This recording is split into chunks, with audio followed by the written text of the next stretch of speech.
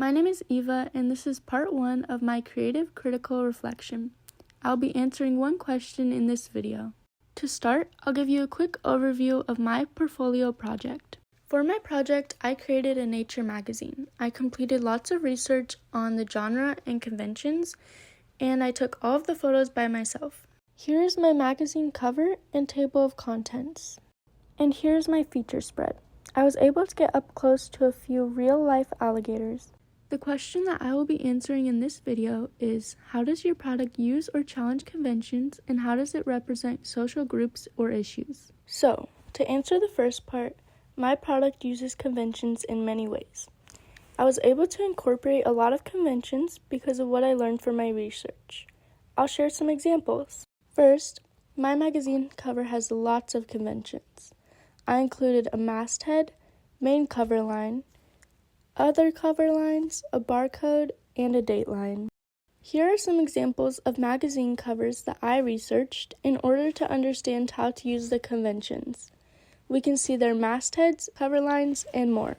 For my table of contents, I also used conventions. Here, we can see some other magazines as well as mine. You can see that they share things in common, such as titles, the name of the magazine, the month and number of the issue, page numbers, titles of articles, of course, and a variety of photos and colorful text. Now, we will move on to the second piece of the question. My product represents a few social groups and issues. I wanted to cater my magazine towards people who are interested in wildlife and the outdoors, but aren't super experienced. I really wanted to represent people who love nature. In today's world, there are so many threats to our natural environments, and I believe that it is something not enough people focus on. Sure, everyone knows about things like pollution and climate change, but most people aren't doing anything about it.